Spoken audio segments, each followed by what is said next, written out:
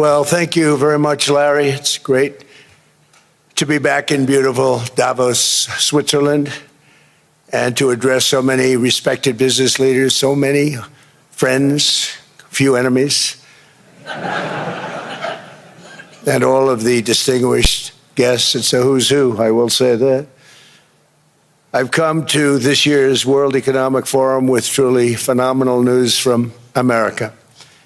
Yesterday marked the one-year anniversary of my inauguration, and today, after 12 months back in the White House, our economy is booming, growth is exploding, productivity is surging, investment is soaring, incomes are rising, inflation has been defeated, our previously open and dangerous border is closed and virtually impenetrable. And the United States is in the midst of the fastest and most dramatic economic turnaround in our country's history.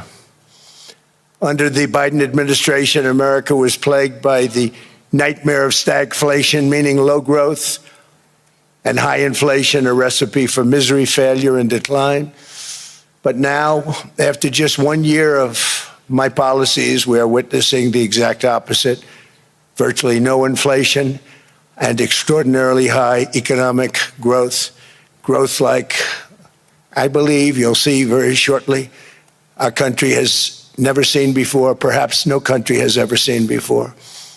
Over the past 3 months, core inflation has been just 1.6%. Meanwhile, fourth quarter growth is projected to be 5.4%, far greater than anybody other than myself and a few others had predicted.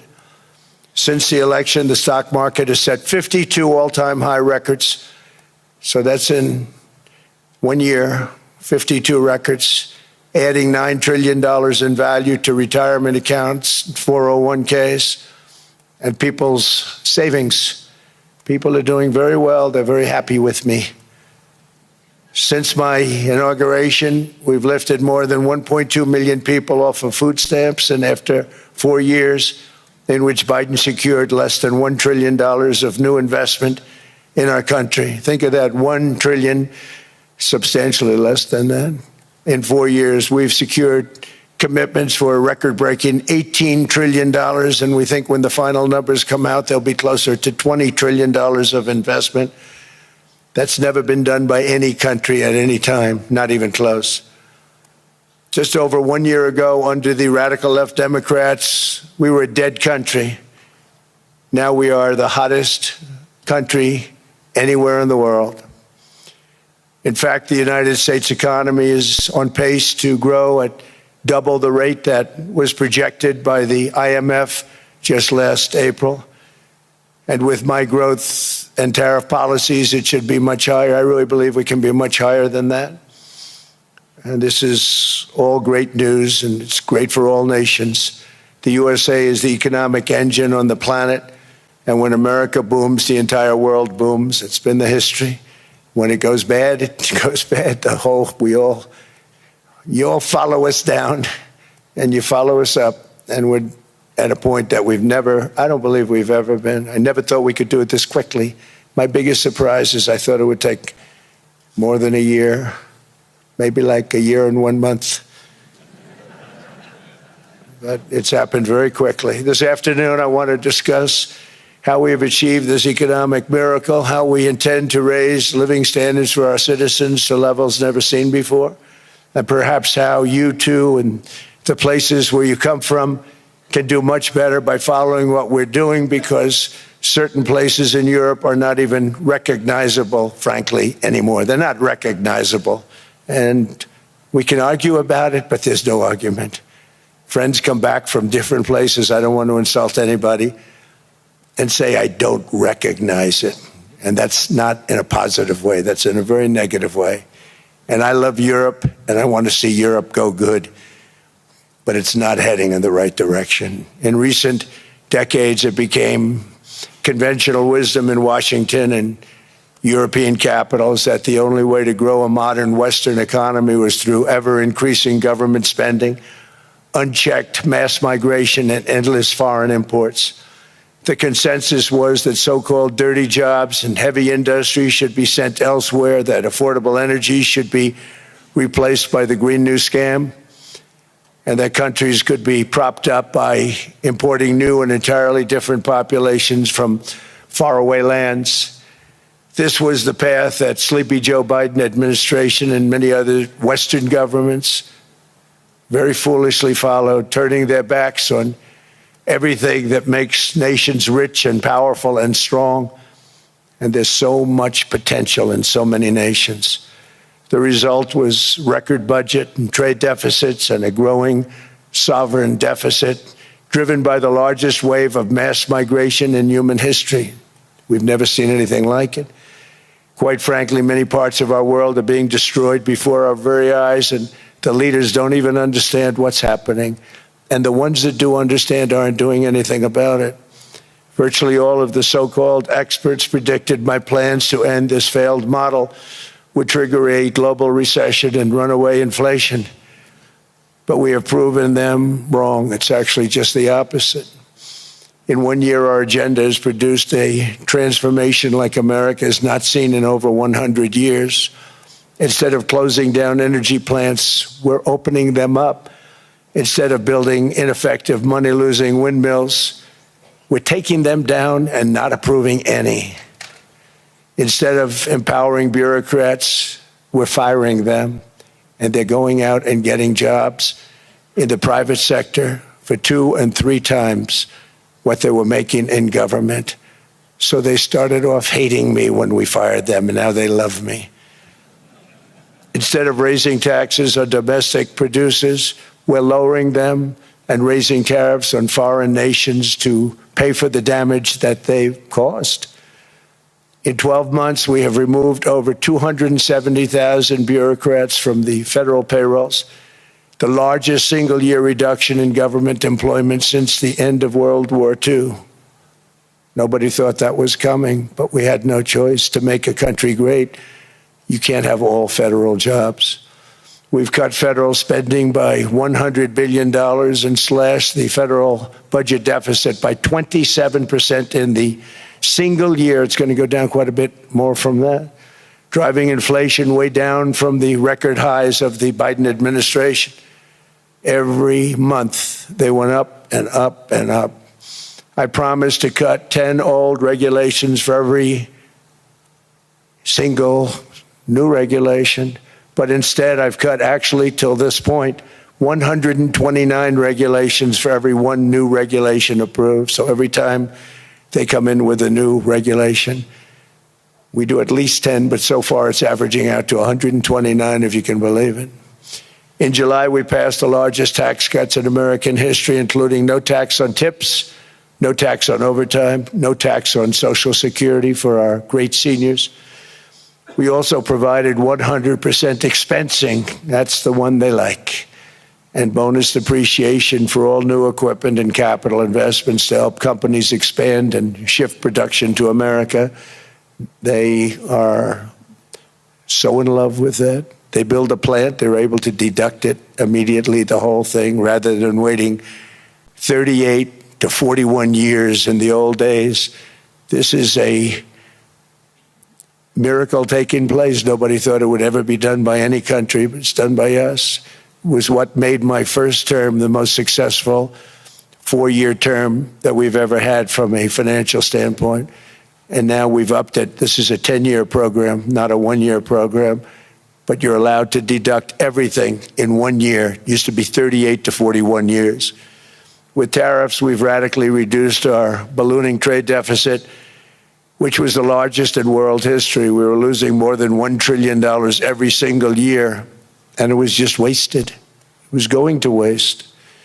But in 1 year, I slashed our monthly trade deficit by a staggering 77%, and all of this with no inflation, something everyone said could not be done. There were a couple of brilliant people that actually thought I was doing the right thing. I thought I was doing the right thing. Now they all think I'm doing the right thing because they can't believe the numbers. American exports are now up by more than $150 billion. Domestic steel production is up by 300,000 tons a month, and it's doubling over the next 4 months. It's doubling and tripling, and we have steel plants being built all over the country. Nobody thought they'd see that. Factory construction is up by 41%, and that number is really going to skyrocket right now because that's during a process that they're putting in to get their approvals, and we've given very, very quick, fast approvals.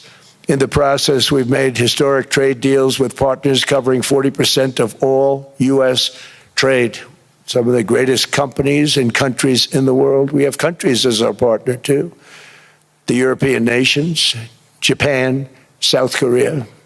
They're our partners. They've gone into massive deals with us, especially on oil and gas. And these agreements raise growth and cause stock markets to boom, not only in the U.S., but virtually every country that came to make a deal, because, as you've learned, when the United States goes up, you follow. It's really become a staple.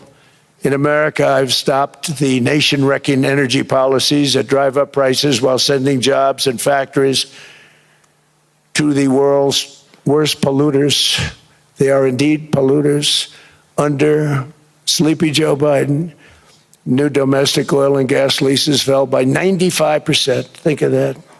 Then they wonder, why was gasoline going up so fast? The gasoline actually topped $5 a gallon, and some places $7 a gallon, and more than 100 major power plants were violently shut down by incompetent people that had no idea what the hell they were doing. Under my leadership, U.S. natural gas production is at an all-time high by far.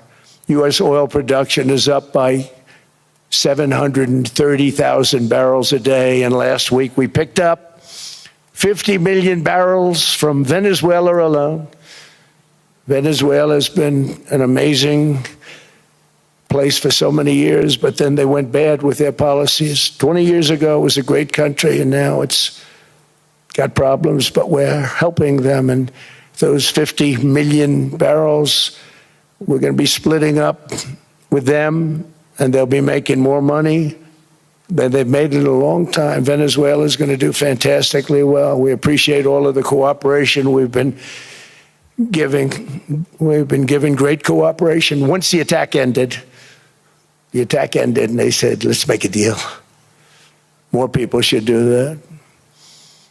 But Venezuela is going to make more money in the next 6 months than they've made in the last 20 years. Every major oil company is coming in with us. It's amazing. It's a beautiful thing to see. The leadership of the country has been very good. They've been very, very smart. The price of gasoline is now below $2.50 a gallon in many states, $2.30 a gallon in most states. Then we'll soon be averaging less than $2 a gallon. In many places, it's already down even lower, $1.95 a gallon. Numerous states are at $1.99, numbers that nobody has heard for years. Actually, since my last administration, we got it down to around those numbers. I've signed an order directing and approval of many new nuclear reactors. We're going heavy into nuclear. I was not a big fan because I didn't like the risk, the danger, but they have the progress they've made with nuclear is unbelievable, and the safety progress they've made is incredible. We're very much into the world of nuclear energy, and we can have it now at good prices and very, very safe. And we're leading the world in AI by a lot. We're leading China by a lot. I think President Xi respects what we've done, in part because I've allowed these big companies building these massive buildings to build their own electric capacity. They're building their own power plants, which when added up is more than any country anywhere in the world is doing. I read recently an article in the Wall Street Journal that China's creating so much energy, and they are. I got to hand it to them. But we're creating as much or more, and we're letting them do that. I'm very proud of it. It was my idea. I said, you can't create this much energy. We needed more than double the energy currently in the country just to take care of the AI plants. And I said, we can't do that. We have an old grid system. And I came up with the idea, you people are brilliant, you have a lot of money. Let's see what you can do. You can build your own electric generating plants. And they looked at me, they didn't believe me. All of the names that are, I think, in the room right now, if you want to know the truth, they didn't believe it. And I said, no, you can't. They came back 2 weeks and they didn't have the plant. They said, we thought you were kidding. I said, no, not only am I not kidding, you're going to have your approvals within 2 weeks. I always say nuclear will take 3 weeks, but most aren't going that. They're going oil and gas. They're even going coal in some cases. Because of my landslide election victory, the United States avoided the catastrophic energy collapse which befell every European nation that pursued the Green New Scam, perhaps the greatest hoax in history. The Green New Scam, windmills all over the place, destroy your land. Destroy your land. Every time that goes around, you lose $1,000. You're supposed to make money with energy, not lose money. Here in Europe, we've seen the fate that the radical left tried to impose on America. They tried very hard. Germany now generates 22% less electricity than it did in 2017. And it's not the current chancellor's fault. He's solving the problem. He's going to do a great job. But what they did before he got there, I guess that's why he got there. And electricity prices are 64% higher. The United Kingdom produces just 1/3 of the total energy from all sources that it did in 1999. Think of that, 1/3. And they're sitting on top of the North Sea, one of the greatest reserves anywhere in the world, but they don't use it. And that's one reason why their energy has reached catastrophically low levels with equally high prices. High prices, very low levels. Think of that, 1/3. And you're sitting on top of the North Sea. And they like to say, well, that's depleted. It's not depleted. It's got 500 years. They haven't even found the oil. The North Sea is incredible. They don't let anybody drill. Environmentally, they don't let them drill. They make it impossible for the oil companies to go. They take 92% of the revenues. So the oil companies say, we can't do it. They came to see me. Is there anything you can do? I want Europe to do great. I want UK to do great.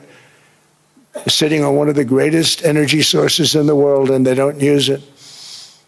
In fact, their electricity prices have soared 139%. There are windmills all over Europe. There are windmills all over the place, and they are losers. One thing I've noticed is that the more windmills a country has, the more money that country loses and the worse that country is doing. China makes almost all of the windmills, and yet I haven't been able to find any wind farms in China. Did you ever think of that? It's a good way of looking at it. They're smart. China is very smart. They make them, they sell them for a fortune. They sell them to the stupid people that buy them, but they don't use them themselves. They put up a couple of big wind farms, but they don't use them. They just put them up to show people what they could look like. They don't spin. They don't do anything. They use a thing called coal, mostly. But China goes with the coal. They go with oil and gas. They're starting to look at nuclear a little bit, and they're doing just fine. They make a fortune selling the windmills, though, and I think really that's one that they wouldn't be surprised if it stopped. They are shocked that it continues to go. They're very friendly with me. They're shocked that people continue to buy those damn things. They killed the birds. They ruin your landscapes. Other than that, I think they're fabulous, by the way. Stupid people buy them. The consequences of such destructive policies have been stark, including lower economic growth, lower standards of living, lower birth rates, more socially disruptive migration, more vulnerability to hostile foreign adversaries, and much, much smaller militaries. The United States cares greatly about the people of Europe. We really do. I mean, look, I am derived from Europe. Scotland and Germany, 100% Scotland, my mother, 100% German, my father. And we believe deeply in the bonds we share with Europe. as a civilization. I want to see it do great. That's why issues like energy, trade, immigration, and economic growth must be central concerns to anyone who wants to see a strong and united West, because Europe and those countries have to do their thing. They have to get out of the culture that they've created over the last 10 years. It's horrible what they're doing to themselves. They're destroying themselves. These beautiful, beautiful places. We want strong allies, not seriously weakened ones. We want Europe to be strong. Ultimately, these are matters of national security, and perhaps no current issue makes the situation more clear than what's currently going on with Greenland. Would you like me to say a few words of Greenland? I was going to leave it out of the speech, but I think I would have been reviewed very negatively. I have tremendous respect for both the people of Greenland and the people of Denmark, tremendous respect. But every NATO ally has an obligation to be able to defend their own territory. And the fact is, no nation or group of nations is in any position to be able to secure Greenland other than the United States. We're a great power, much greater than people even understand. I think they found that out 2 weeks ago in Venezuela. We saw this in World War II, when Denmark fell to Germany after just 6 hours of fighting and was totally unable to defend either itself or Greenland. So the United States was then compelled, we did it, we felt an obligation to do it, to send our own forces to hold the Greenland territory, and hold it we did at great cost and expense. They didn't have a chance of getting on it, and they tried. Denmark knows that. We literally set up bases on Greenland for Denmark. We fought for Denmark. We weren't fighting for anyone else. We were fighting to save it for Denmark. Big, beautiful piece of ice. It's hard to call it land. It's a big piece of ice. But we saved Greenland and successfully prevented our enemies from gaining a foothold in our hemisphere. So we did it for ourselves also. And then after the war, which we won it big. Without us, right now you'd all be speaking German and a little Japanese, perhaps.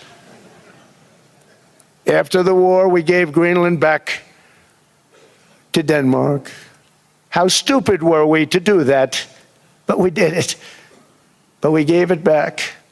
But how ungrateful are they now?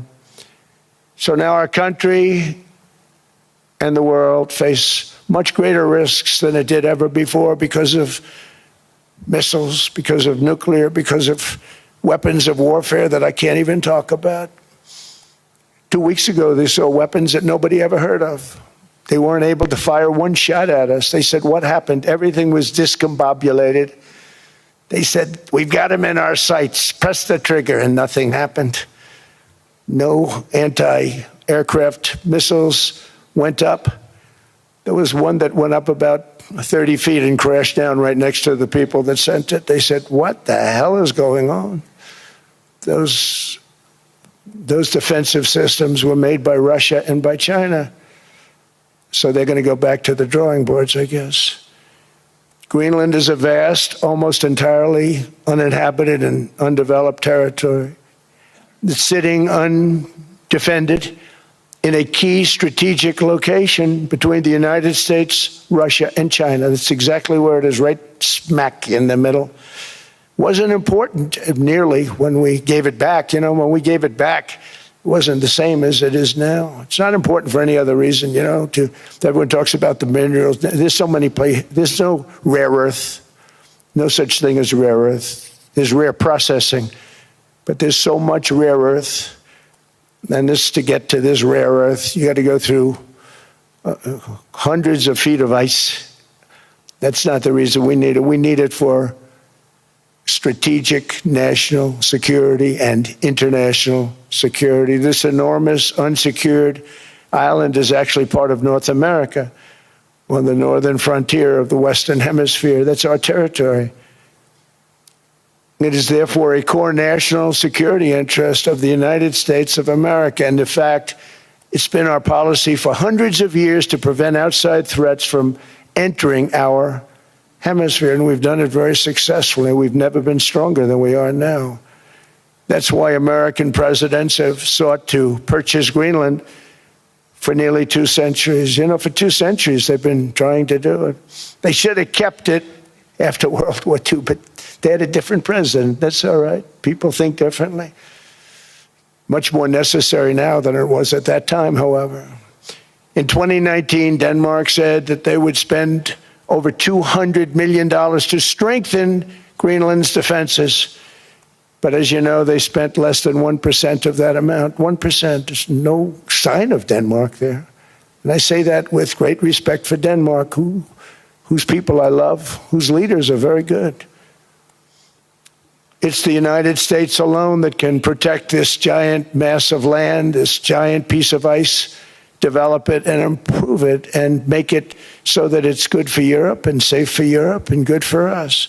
And that's the reason I'm seeking immediate negotiations to once again discuss the acquisition of Greenland by the United States, just as we have acquired many other territories throughout our history, as many of the European nations have. They've acquired, there's nothing wrong with it. Many of them, some went in reverse, actually, if you look. Some had great, vast wealth, great, vast lands all over the world. They went in reverse. They're stuck back where they started. That happens too. But some grow.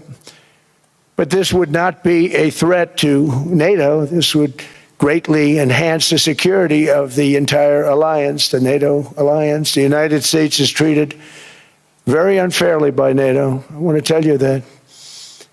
And when you think about it, nobody can dispute it. We give so much and we get so little in return. And I've been a critic of NATO for many years.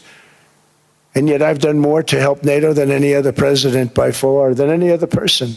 You wouldn't have NATO if I didn't get involved in my first term. The war with Ukraine is an example. We are thousands of miles away, separated by a giant ocean. It's a war that should have never started, and it wouldn't have started if the 2020 U.S. presidential election weren't rigged. It was a rigged election. Everybody now knows that. They found out. People will soon be prosecuted for what they did. It's probably breaking news, but it should be. It was a rigged election. You can't have rigged elections. You need strong borders, strong elections, and ideally a good press. I always say it. Strong borders, strong elections, free, fair elections, and a fair media. The media is terrible. It's very crooked. It's very biased, terrible. But someday it'll straighten out because it's losing all credibility. Think of it. When I went in a landslide, a giant landslide, won all 7 swing states, won the popular vote, won everything, and I only get negative press. That means that it has no credibility. And if they're going to get credibility, they're going to have to be fair. So you need a fair press. But you also need those other elements. And I inherited a terrible, terrible situation. If you look, the border was open. The inflation was raging. Everything was bad with the United States when I came into office. But I also inherited a mess with Ukraine and Russia, something that would have never happened. And I know Putin very well. He and I would discuss Ukraine. It was the apple of his eye, but he wasn't going to do anything. I said, Vladimir, you're not doing it. He would never have done it. It was terrible what happened. I could see it happening, too. After I left, I could see it happening. Biden had given Ukraine and NATO $350 billion, a staggering sum, $350 billion. I came in, and just like the southern border, just like inflation, just like our economy, I said, wow, this place is in trouble, meaning our country. All of these things were out of control. But the border was out of control. We fixed it with the strongest border anywhere in the world. And I've now been working on this war for 1 year, during which time I settled 8 other wars. India, Pakistan. I settled other wars that were Vladimir Putin called me, Armenia, Azerbaijan, He said, I can't believe you settled that one. They were going on for 35 years. I settled it in one day. And President Putin called me. He said, you know, I can't believe I've worked on that war for 10 years trying to settle it. I couldn't do it. I said, do me a favor, focus on settling your war. Don't worry about that one. What does the United States get out of all of this work, all of this money, other than death, destruction, and massive amounts of cash going to people who don't appreciate what we do? They don't appreciate what we do. I'm talking about NATO, I'm talking about Europe. They have to work on Ukraine. We don't. The United States is very far away. We have a big, beautiful ocean separating us. We have nothing to do with it. Until I came along, NATO was only supposed to pay 2% of GDP. But they weren't paying, most of the countries weren't paying anything. The United States was paying for virtually 100% of NATO. And I got that stopped. I said, that's not fair. But then more importantly, I got NATO to pay 5%, and now they were paying, and now they are paying. So something nobody said was possible.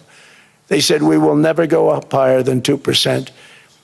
But they went to 5%, and now they're paying the 5. They didn't pay the 2, and now they're paying the 5. And they're stronger for it, and they have an excellent, by the way, Secretary General, who's possibly in the room. Mark, are you here?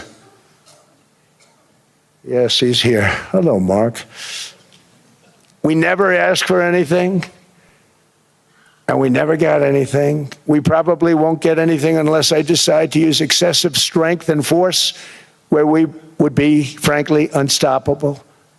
But I won't do that. Okay? Now everyone's saying, oh, good. That's probably the biggest statement I made, because people thought I would use force. I don't have to use force. I don't want to use force. I won't use force. All the United States is asking for is a place called Greenland, where we already had it as a trustee, but respectfully returned it back to Denmark not long ago after we defeated the Germans, the Japanese, the Italians, and others in World War II. We gave it back to them. We were a powerful force then, but we are a much more powerful force now. After I rebuilt the military in my first term and continue to do so today, we have a budget of $1.5 trillion. We're bringing back battleships. The battleship is 100 times more powerful than the great battleships you saw in World War II, those great, big, gorgeous ships, the Missouri, the Iowa, the Alabama. Because I thought maybe we could take them out of mothballs. They said, no, sir, these ships are 100, think of that, 100 times more powerful than those big, magnificent pieces of art that you saw so many times ago, that you still see on television. You say, wow, what a force. 100 times, each ship 100 times more powerful than the big battleships of the past. So that was the end of the mothball story. So what we have gotten out of NATO is nothing except to protect Europe from the Soviet Union and now Russia. I mean, we've helped them for so many years. We've never gotten anything, except we pay for NATO. And we paid for many years until I came along. We paid for, in my opinion, 100% of NATO because they weren't paying their bills. And all we're asking for is to get Greenland, including right title and ownership, because you need the ownership to defend it. You can't defend it on a lease. Number one, legally it's not defensible that way, totally. And number two, psychologically, who the hell wants to defend a license agreement or a lease, which is a large piece of ice in the middle of the ocean where if there is a war, much of the action will take place on that piece of ice. Think of it. Those missiles would be flying right over the center of that piece of ice. All we want from Denmark for national and international security and to keep our very energetic and dangerous potential enemies at bay is this land on which we're going to build the greatest golden dome ever built. We're building a golden dome that's going to, just by its very nature, going to be defending Canada. Canada gets a lot of freebies from us, by the way. They should be grateful also, but they're not. I watched your Prime Minister yesterday. He wasn't so grateful. But they should be grateful to us. Canada lives because of the United States. Remember that, Mark, the next time you make your statements. What we did for Israel was amazing, but that's nothing compared to what we have planned for the United States, Canada, and the rest of the world. We are going to build a dome like no other. We did it for Israel. And by the way, I told Bibi, stop taking credit for the dome. That's our technology. That's our stuff. But they had a lot of courage, and they were good fighters, and they did a good job, and we wiped out the Iran nuclear threat like nobody can believe. Nobody's ever seen anything like it. That, Venezuela, taking down Soleimani, wiping out al-Baghdadi when he tried to reinstitute ISIS. We did a lot. I did a lot of big things, all perfectly executed. Everyone was perfectly executed. Somebody told me that, a military expert told me, sir, everything you've done has been perfectly executed. I said, I know. So other presidents have spent, whether foolishly or not, trillions and trillions of dollars on NATO and gotten absolutely nothing in return. We've never asked for anything. It's always a one-way street. Now they want us to help them with Ukraine. And we say, we're going to. I'm really helping, not even them. I want to see, last week, if you saw, it was 10,000 soldiers, but last month it was 31,000 soldiers died. 31,000. That's this room times, the number of people in this room times 30. Think of it. 30,000 soldiers died in 1 month. The month before it was 27,000. The month before that it was 28,000. The month before that it was 25,000. It's a bloodbath over there. And that's what I want to stop. It doesn't help the United States, but these are souls. These are young people, look like you, look like some of you right in the front row. They go to war, their parents are so proud. Oh, there he goes, comes back. 2 weeks later, they get a call, your son's head's been blown off. I want to stop it. It's a horrible war. It's the worst since World War II. They keep going, they'll exceed World War II. The numbers are staggering, how many people they've lost. They don't want to talk about it. Ukraine and Russia lost just tremendous amounts. And I'm dealing with President Putin, and he wants to make a deal, I believe. I'm dealing with President Zelensky, and I think he wants to make a deal. I'm meeting him today. He might be in the audience right now. But they got to get that war stopped because too many people are dying, needlessly dying. Too many souls are being lost. It's the only reason I'm interested in doing it. But in doing it, I'm helping Europe, I'm helping NATO, and I've until the last few days when I told them about Iceland, they loved me. They called me daddy, right, last time. A very smart man said, he's our daddy. He's running it. I was like running it. I went from running it to being a terrible human being. But now what I'm asking for is a piece of ice, cold and poorly located, that can play a vital role in world peace and world protection. It's a very small ask compared to what we have given them for many, many decades. But the problem with NATO is that we'll be there for them 100%. But I'm not sure that they'd be there for us if we gave them the call. Gentlemen, we are being attacked. We're under attack by such and such a nation. I know them all very well. I'm not sure that they'd be there. I know we'd be there for them. I don't know that they'd be there for us. So with all of the money we expend, with all of the blood, sweat, and tears, I don't know that they'd be there for us. They're not there for us on Iceland, that I can tell you. I mean, our stock market took the first dip yesterday because of Iceland.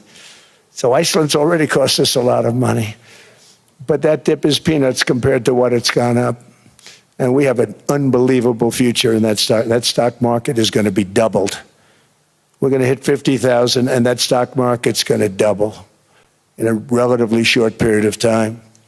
because of everything that's happening. But this is a good example. After giving NATO and European nations trillions and trillions of dollars in defense, they buy our weapons. We make the greatest weapons in the world, but now we're going to make them faster, much faster. You saw that. I put a cap on the salaries. Then I put no buybacks, no stock buybacks, no various other things that they were doing. I mean, they were making $50 million, but it would take them 3 years to give you a Patriot missile. I said, that's not good. My chauffeur can do a better job than that, and he makes slightly less than 50. They make big salaries. If they're going to make those big salaries, they're going to have to produce a lot faster. The good news is we have the greatest equipment in the world. Now we're going to start making it a lot faster. They're going to build additional plants. And all of the money that goes into stock buybacks is going to go into building plants. We're not allowing stock buybacks by defense companies any longer. They're going to build new plants to make Tomahawks, Patriots. We have the best equipment, F-35s, F-47, the new one just coming out. They say it's the most devastating plane, fighter jet ever. Who knows? They called it 47. If I don't like it, I'm going to take the 47 off it. I wonder why they called it 47. We'll have to think about that.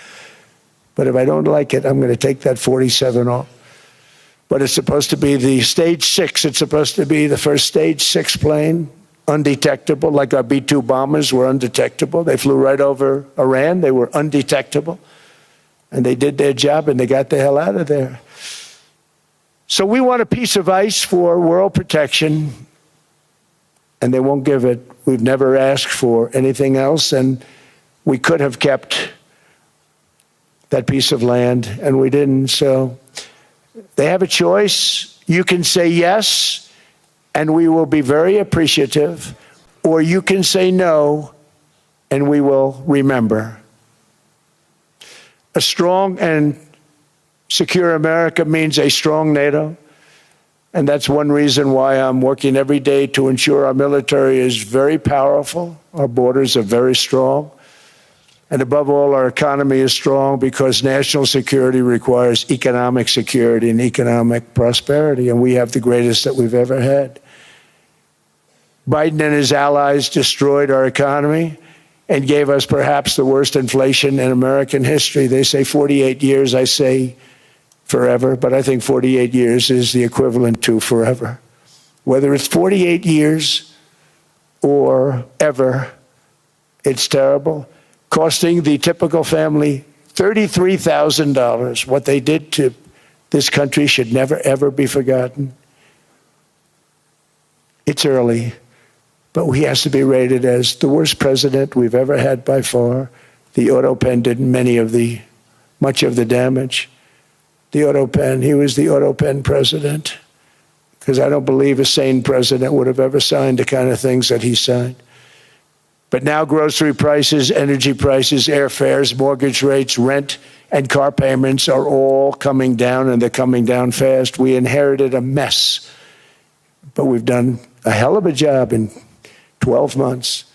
Under my most favored nation policy for drug prices, the cost of prescription drugs is coming down by up to 90%, depending on the way you calculate. You could also say 5, 6, 7, 800%. There are two ways of figuring that. But we have a favored nations policy that every president wanted, no president was able to get. I got it, and other nations approved it. And I had to use tariffs in order to get it, because they said, no way.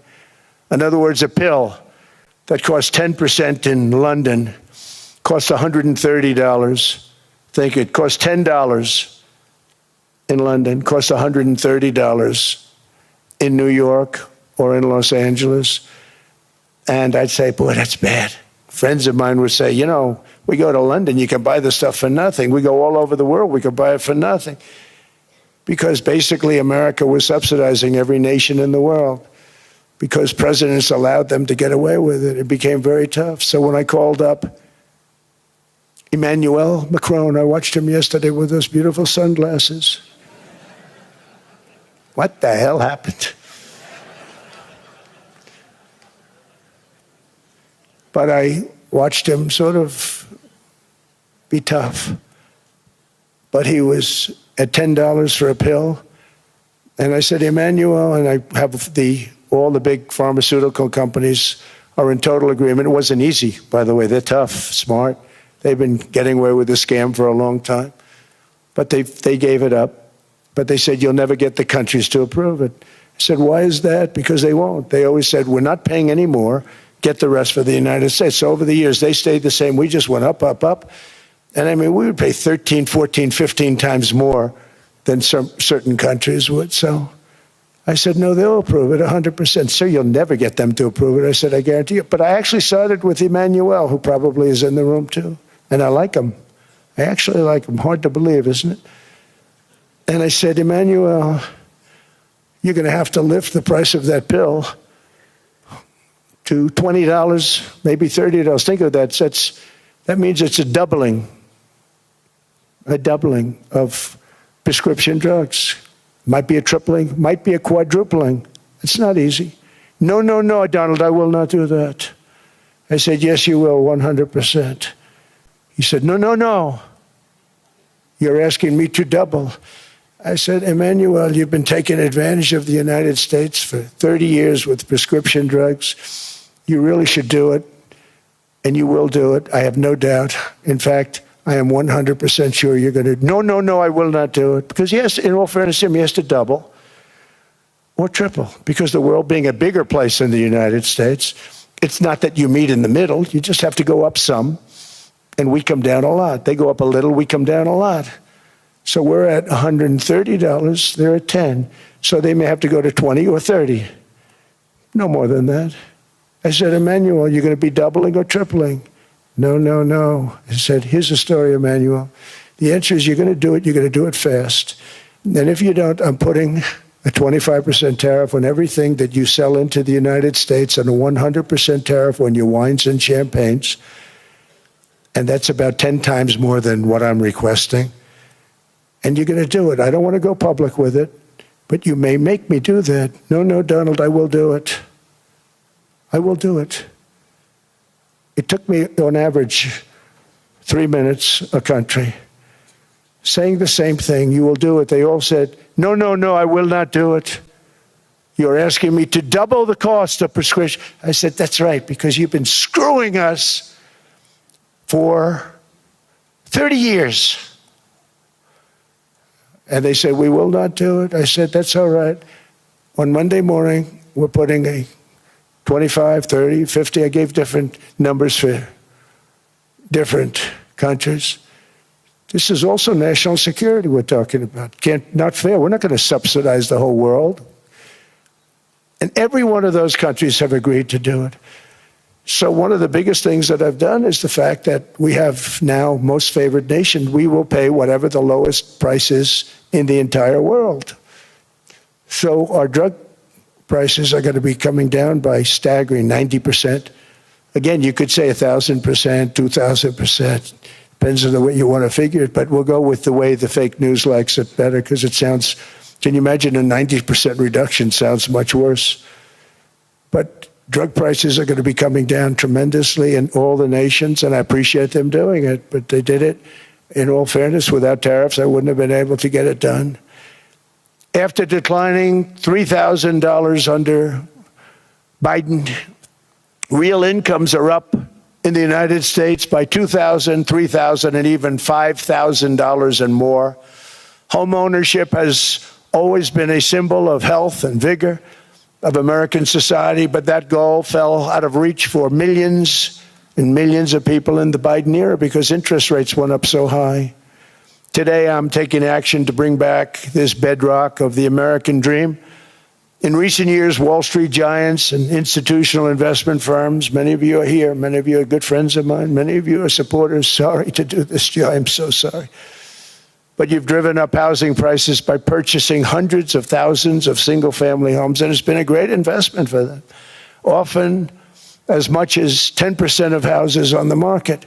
You know, the crazy thing is a person can't get depreciation on a house, but when a corporation buys it, they get depreciation. Okay, that's something we're going to have to think about too. I don't know if too many people think about that. You buy a corporation, they buy 500 houses, they buy hundreds of thousands, they buy 500 houses, they can take depreciation. a person sweats and works and buys one house they can't. But homes are built for people, not for corporations, and America will not become a nation of renters. We're not going to do that. That's why I have signed an executive order banning large institutional investors from buying single-family homes. It's just not fair to the public. They're not able to buy a house. And I'm calling on Congress to pass that ban into permanent law, and I think they will. One of the biggest barriers to saving for a down payment has been surging credit card debt. The profit margin for credit card companies now exceeds 50%, one of the biggest. And they charge Americans interest rates of 28%, 30%, 31%, 32%. Whatever happened to usury? So to help our citizens recover from the Biden disaster, all caused by this horrible precedent, I'm asking Congress to cap credit card interest rates at 10% for 1 year. And this will help millions of Americans save for a home. They have no idea they're paying 28%. They go out there a little late in their payment and they end up losing their house. It's terrible. To unleash innovation in savings and financing, I'm also working to ensure America remains the crypto capital of the world. And to that end, last year, I signed the landmark Genius Act into law. Now Congress is working very hard on crypto market structure legislation, Bitcoin, all of them, which I hope to sign very soon, unlocking new pathways for Americans to reach financial freedom. And I did it for two reasons. Number one, I thought it was politically good, and it was. I got tremendous political support. But more importantly, China wanted that market too. It's just like they want the AI. And we've got that market, I think, pretty well locked up. If I didn't do it, Biden was totally against it until before the election when they realized that, there were millions of people voting against him over crypto. And all of a sudden they loved it very much, but it was too late. They blew it. But it is politically popular, but it's much more importantly, we have to make it so that China doesn't get the hold of it. And once they have that hold, we're not going to be able to get it back. So I'm honored to have done it. Finally, I've instructed government-backed institutions to purchase up to $200 billion in mortgage bonds to bring down interest rates. And I'll be announcing a new Fed chairman in the not-too-distant future. I think he'll do a very good job. See, I gave away some of it. He did give that away. So we have something, got something, but somebody that's very respected. They're all respected. They're all great. Everyone that I interviewed is great. Everyone could do, I think, a fantastic job. Problem is they change once they get the job. They do. They're saying everything I want to hear, and then they get the job. They're locked in for 6 years. They get the job, and all of a sudden, let's raise rates a little bit. I call them, sir, we'd rather not talk about this. It's amazing how people change once they have the job, but it's too bad.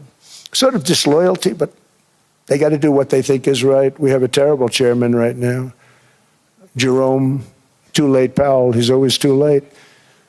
And he's very late with interest rates, except before the election. He was just fine for the other side. So we're going to have somebody that's great, and we hope he does the right job. Last week, the average 30-year mortgage rate dropped below 6% for the first time in many years. Another major factor in driving up housing costs was the mass invasion of our borders. And I have to say one thing about housing, because nobody ever says this. I am very protective of people that already own a house, of which we have millions and millions and millions. And because we have had such a good run, the house values have gone up tremendously. And these people have become wealthy. They weren't wealthy. They become wealthy because of their house. And every time you make it more and more and more affordable for somebody to buy a house cheaply, you're actually hurting the value of those houses, obviously, because the one thing works in tandem with the other. And I don't want to do anything that's going to hurt the value of people that own a house who, for the first time in their lives, are walking around the streets of whatever city they're in, very proud that their house is worth $500,000, $600,000, $700,000. Now, if I want to really crush the housing market, I could do that so fast and people could buy houses, but you would destroy a lot of people that already have houses. In some cases, they've mortgaged their house, and the mortgage would be very low. And all of a sudden, the mortgage without any changes becomes very high, and they end up losing the house. I'm not going to hurt, and I speak with Scott, who's doing a fantastic job, and Howard, who's doing a fantastic job, and all of my people. And I always say, look, you know, I can crush the hell out of the market. We can drop interest rates to a level, and that's one thing we do want to do. That's natural. That's good for everybody. You know, the dropping of the interest rates, we should be paying a much lower interest rate than we are. We should be paying the lowest interest rate of any country in the world, because without the United States, you don't have a country. I mean, I had a case with Switzerland. We happened to be in Switzerland. Maybe I'll give you a quick story. But they were paying nothing. They make beautiful watches, great watches, Rolex, all of them. They were paying nothing to the United States when they sent their product in. And we had a $41 billion deficit. $41 billion with this beautiful place. Flew over it, isn't it nice? So I said, let's put a 30% tariff on them so that we get back some of it, not all of it at all. We'd still have a deficit, big deficit. We had 41 million. That's a big deficit. And I said, let's put a tariff on. Different tariffs, different places. You're all party to them. In some cases, victims to them. But in the end, it's a fair thing. And most of you realize that. But we put a 30% tariff on Switzerland, and all hell broke loose. They were calling, I mean, like you wouldn't believe. And I know so many people from Switzerland, incredible place, incredible, brilliant place. But I didn't realize that they're only good because of us. And there's so many other examples. I mean, us, probably other places, but a majority of the money they make is because of us, because we never charged them anything. So they come in, they sell their watches, no tariffs, no nothing. They walk away, they make $41 billion on just us. So I said, no, we can't do that. So I'm going to bring it up. I still would have a deficit pretty substantial, but I brought it up to 30%. And I guess Prime Minister, I don't think President, I think Prime Minister called a woman, and she was very repetitive. She said, no, no, no, you cannot do that, 30%. You cannot do that. We are a small, small country. I said, yeah, but you have a big, big deficit. You may be small, but you have a bigger deficit than big countries. He said, no, no, no, please, you cannot do it. Kept saying the same thing over and over. We are a small country. I said, but you're a big country in terms of... And she just rubbed me the wrong way, I'll be honest with you. And I said, all right, thank you, ma'am, appreciate it. Do not do this. Thank you very much, ma'am. And I made it 39%. And then all hell really broke out. And I was paid visits by everybody. Rolex came to see me. They all came to see me. But I realized, and I reduced it, because I don't want to hurt people. I don't want to hurt them. And we brought it down to a, lower level. Doesn't mean it's not going up. But we brought it down to a lower level. But they pay now, tariff. But I realized that we have many places like that where they're making a fortune because of the United States. Without the United States, they wouldn't be making anything. Think of it. Switzerland made $41 billion on us. And as she said, it's a small place. And I realized with that, I don't know, it was so, because she was so aggressive. And I realized in that conversation that the United States is keeping the whole world afloat. Many places, I could give you 6, 7 places just in the people in this little area. I know every one of them. They're looking down. They don't want to see me. They don't want to stare me in the eyes. But they're taking advantage of, everybody took advantage of the United States. But I've been very fair, and I gave them a tariff, and it was fine. But I realized that without us, it's not Switzerland anymore. Without us, it's not any of the countries that are represented here. And we want to work with the countries. We want to work with them. We're not looking to destroy them. I could have said 39, 40%. I could have said I want a 70% tariff, then we make money with Switzerland. But Switzerland would have been probably destroyed, financially destroyed. I don't want to do that. But we should be paying the lowest interest rate of everybody. I hope Scott's listening to this, because we should be paying the lowest interest rate of everybody. Without us, most of the countries don't even work. And then you have the protection factor. Without our military, which is the greatest in the world by far, without our military, you have threats that you wouldn't believe. You wouldn't believe. You don't have threats because of us, and that's because of NATO. One other thing, and I have to say it so importantly, in the old days, and I used to say I'm the youngest in the room. Now I'm among the older. I hate to say it. I don't feel old, but I'm among the older. But I remember not long ago, 20, 25 years ago, when good news came out about, let's say, the United States. The United States had a great quarter. The United States had a great month. All the stocks went up. And that's the way it's supposed to be. Now when they say the United States had a record quarter, it's unbelievable how well it's doing, all the stocks crash because they say, oh no, inflation, they're going to raise interest rates. And they do. Some of these stupid people like Powell, they raise interest rates. And what they do is they stop you from being successful. It used to be when we had a great quarter, a great month, great earnings, great anything, any good news, the stock market went up. That's the way it's going to be. We got to do that again, because that's the way it should be. Now when we have a great month, they want to kill it. Like we did over 5%. People were surprised. We should do 20%. We could do 25%. When we announce good numbers, and the reason is they're so petrified of inflation. And growth doesn't mean inflation. We've had tremendous growth with very low inflation. In fact, growth can fight inflation, proper growth.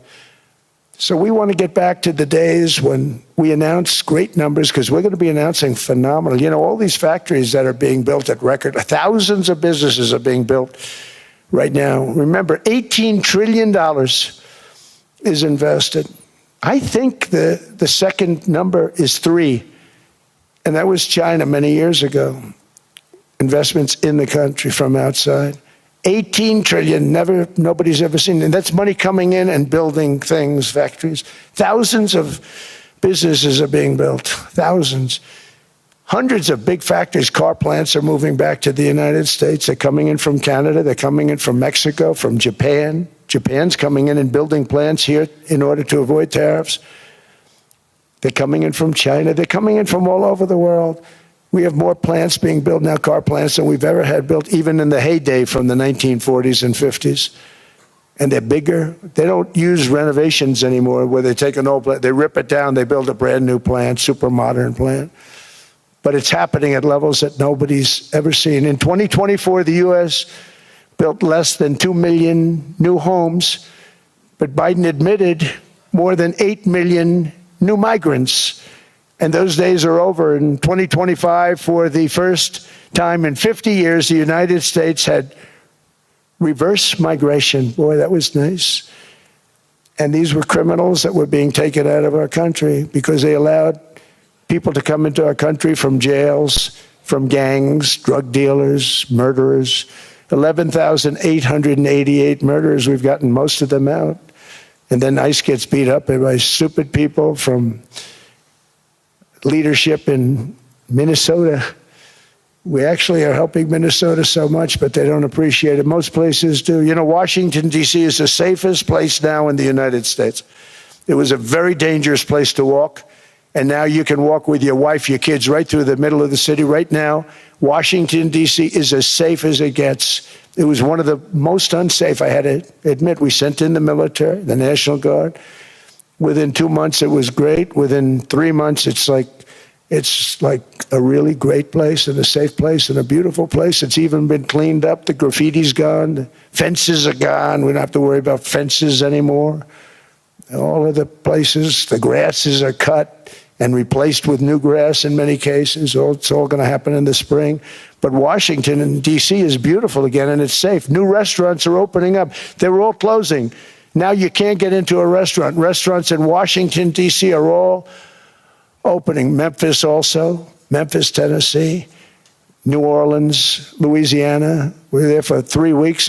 We've cut the crime down by 64%. Within another month, we'll have virtually no crime there. We can do that all over. We're going to help the people in California. We want to have no crime. I know Gavin was here. I used to get along so great with Gavin when I was president. Gavin's a good guy. And we're going to, if he needed it, I would do it in a heartbeat. I'd love to see. We did help them a lot in Los Angeles, a lot with the early in my term when they had some problems. But we would love to do it. I will say this, if I were a Democrat governor or whatever, I would call up Trump. I'd say, come on in, make us look good. Because we're cutting crime down to nothing. And we're taking people out, career criminals who are only going to do bad things, and we're bringing them back to their countries. But where we've done it has been amazing. And we have a capacity to do it at much greater levels. We're cutting illegal aliens off welfare and other government benefits, and I have directed that starting immediately, there will be no more payments to sanctuary cities because they are really just sanctuaries for criminals. They're really protecting criminals, and those are the ones we have to get out of the country. Murderers, drug dealers, the mentally insane. They emptied their mental institutions into the United States. And despite that, we have the lowest crime numbers that we've ever had in the history of the country. Just came out. But equally importantly, we're cracking down on more than $19 billion in fraud that was stolen by Somalian bandits. Can you believe that Somalia? They turned out to be higher IQ than we thought. I always say these are low IQ people. How did they go into Minnesota and steal all that money? And we have, they're pirates. They're good pirates, right? But we shoot them out of the water just like we shoot the drug boats out. They're not pirating too many boats lately, do you notice? When they go out into those boats, they want to take over $1.5 billion tanker loaded up with oil, and they say, we're going to blow up your boat. They have powerful weapons. You hit the side of the boat, you blow the whole thing up. The insurance companies are petrified, so they say, just give them the boat. We'll give them money instead. And I don't do that.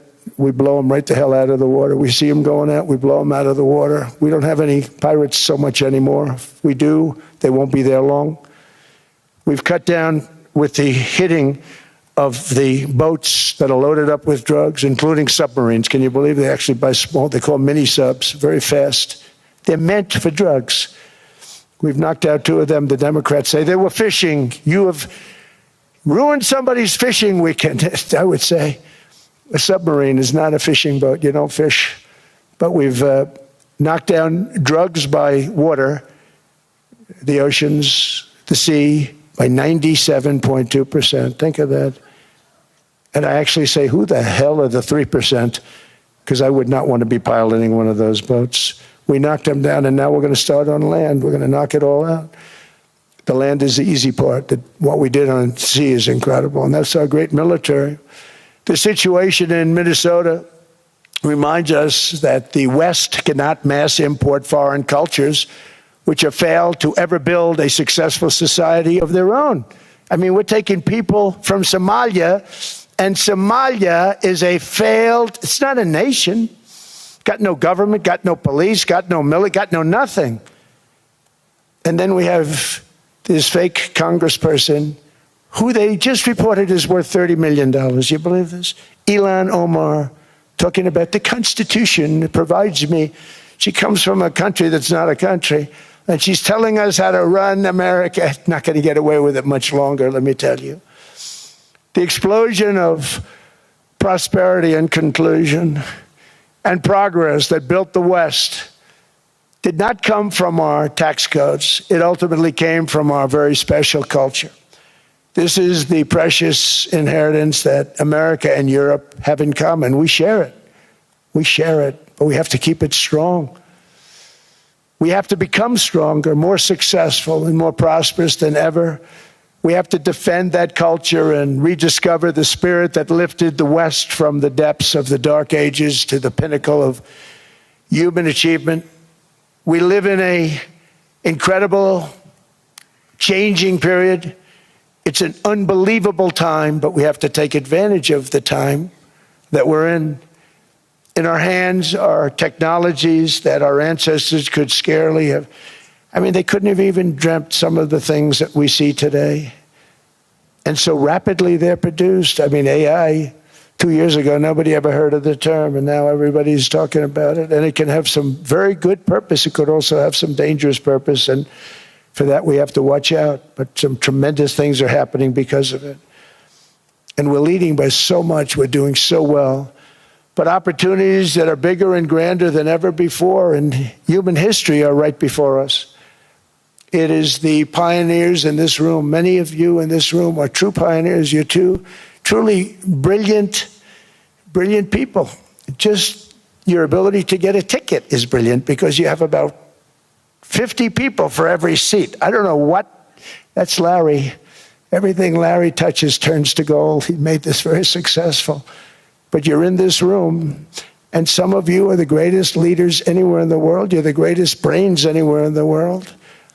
And the future is unlimited, and to a large part because of you, and we have to protect you, and we have to cherish you. I always say we have to cherish our brilliant people because there aren't many of them. So together with confidence, boldness, and persistence, let us lift up our people, grow our economies, defend our shared destiny, and build a future for our citizens that is more ambitious, more exciting, more inspiring, and greater than the world has ever seen. We're in a position to do things that nobody else has ever even thought of before. And many of the people in this room are the ones that are doing it, and I want to congratulate you, and I'm with you all the way. You can do things that nobody else can even think about. So I congratulate you on your tremendous success. And the United States is back, bigger, stronger, better than ever before. And I'll see you around. Thank you all very much. Thank you very much.